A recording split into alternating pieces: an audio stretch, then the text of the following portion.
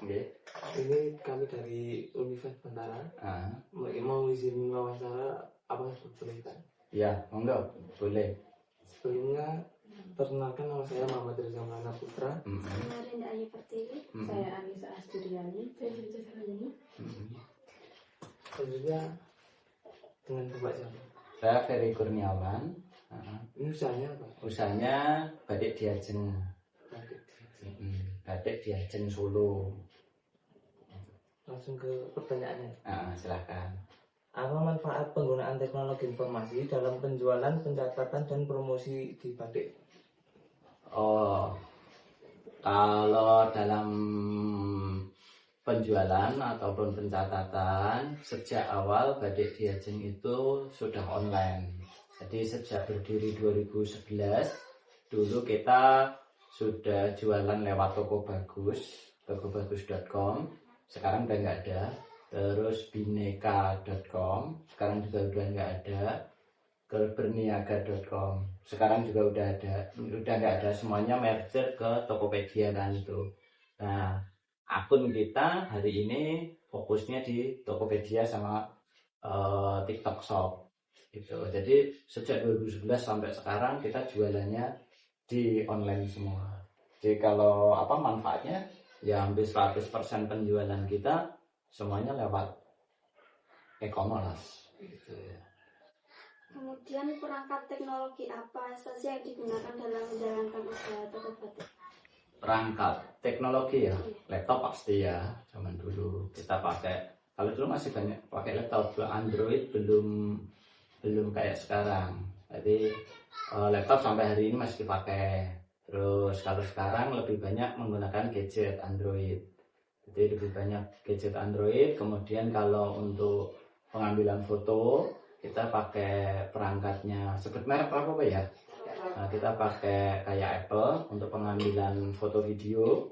Kemudian untuk pemotretan itu kita juga pakai Apple. Jadi supaya hasil kualitas gambarnya bagus.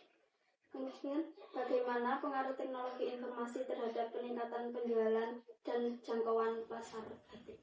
Kalau teknologi informasi pengaruhnya ya 100%. Jadi memang 100% bisnis kita karena kita online ya. Kita itu sejak hanya online lewat website tadi, kemudian sekarang ke aplikasi Tokopedia, terus ada Shopee saat ini juga, Shopee Tokopet, terus kemudian ini ada live TikTok sekarang.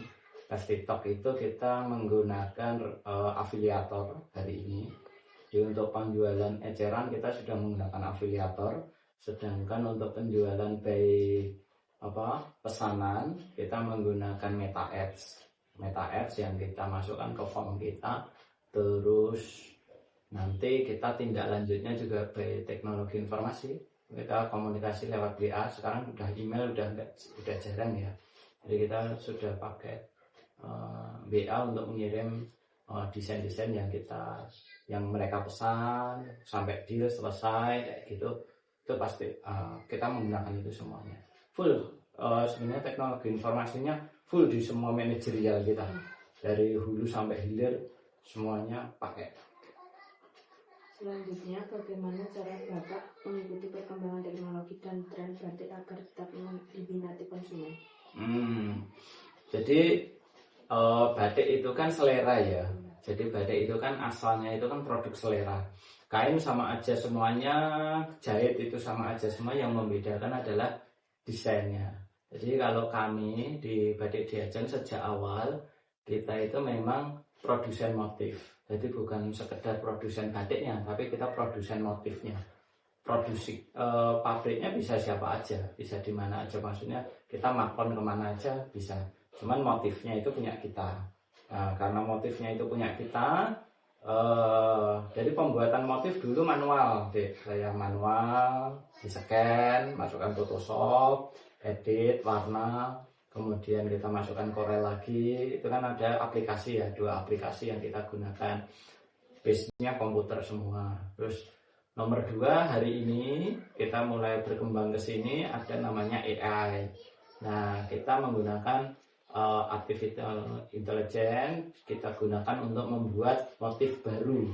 Jadi ada kita berlangganan AI untuk membuat motif baru, bahkan sampai ke pemotretannya sekarang. Jadi barangnya belum ada, kita bikin motif berat. Jadi motif itu kita buat, kalau dulu kan kita cetak dulu di foto sama modelnya. Nah sekarang enggak, langsung itu digenerate sama AI nanti langsung tampil, ada video, ada foto yang bisa ditampilkan di toko online-nya kita. Nah untuk jajak pasar kita lempar itu, kemudian kita cetak.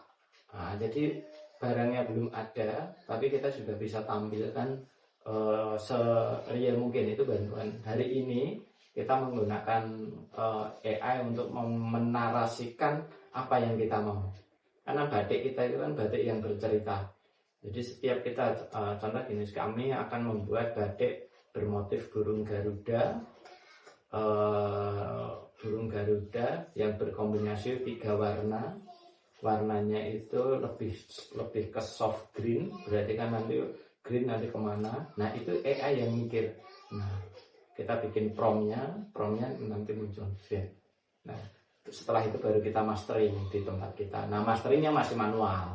Kalau mastering itu masih manual, jadi AI belum sampai. Tapi kalau proses ide kreatifnya, yang kemarin biasanya saya pakai seniman atau saya sendiri yang membuat, atau saya sewa tukang desain seniman.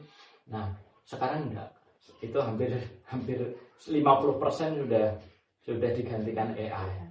Jadi karena hasilnya lebih bagus.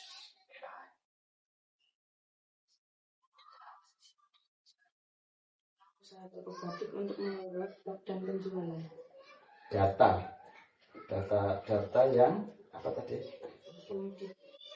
Data dicatat ya. Data yang dicatat harus sama mengelola.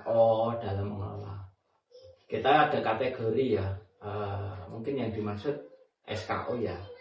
SKO itu standar kelompok unit. Kalau di kita itu SKO yang pertama adalah bahan, kainnya apa. Terus kemudian setelah bahan kita punya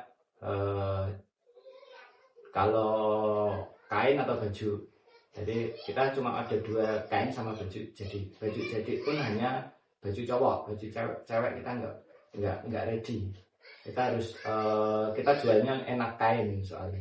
Jadi data yang kita butuhkan yang pertama adalah data produk kategori, yaitu tadi ya produk kategori. Kemudian kita ada data penjualan. Data penjualan itu data marketing, itu ada beberapa, satu database calon buyer itu masih beranjang. Nomor 2 adalah yang sudah potensi calon buyer potensi, itu yang sudah tanya-tanya. Terus kemudian kita punya data portofolio. Portofolio adalah pelanggan yang sudah pernah beli sebelumnya. Itu kita ranking kalau itu. Mana yang rutin, mana yang sekali beli, mana yang sudah 2 kali beli. Nah, yang rutin nanti kita berikan apresiasi setiap Idul Fitri. Nah, itu kan kita base data semuanya. Gitu. Selanjutnya, platform media sosial atau e-commerce apa yang digunakan dan bagaimana dampaknya terhadap penjualan? Kalau platform tadi sudah saya sampaikan ya, kita pakai Tokopedia, Shopee. Tokopedia kita gunakan untuk produk kain. Shopee itu kita gunakan untuk produk baju jadi. Kemudian TikTok Shop itu kita gunakan untuk live ready stock, khusus yang ready stock. Kemudian kalau katalog kita pakainya full di Instagram semuanya. Jadi Instagram kita itu katalog produk. Jadi semua produk yang sudah pernah kita buat sampai hari ini yang rilisan baru ada semua di situ. Jadi namanya katalog, itu belum tentu barangnya ada. Jadi produk lama, tapi kita masih punya master gambarnya, bisa kita cetak ulang di masa depan. Selanjutnya, apa rencana pengembangan teknologi informasi? Ke depan yang pertama katalog kita tetap pertahankan seperti Instagram kita pertahankan. Nomor 2 pembuatan motif kita akan masifkan di AI, optimalisasi AI.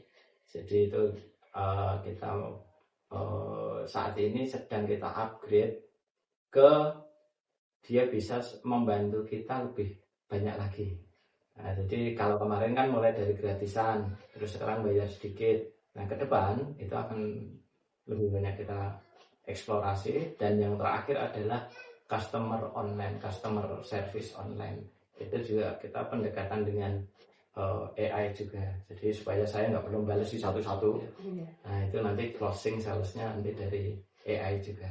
Jadi kalau teknologi informasi kita sudah masuk ke AI, Mas. Gitu. Jadi karena memang latar belakang saya teknologi informasi. Saya Eskom, bukan sarjana sastra, bukan tukang gambar sebenarnya. Saya lebih banyak di sarjana komputer. Jadi ini saya memanfaatkan bagaimana AI ini bisa membantu kita. Di samping pihak masih ada kerjaan yang masih bisa harus dihandle orang ya, kayak pengiriman. Ini kan tetap orang ya. Ngelempiti itu kan nggak mungkin AI, ngelempit ini kan nggak mungkin AI itu. Gitu. Cukup sekian Pak, terima kasih, semoga bermanfaat bagi penonton. Ya. Terima kasih. Oh ya, makasih Dek ya.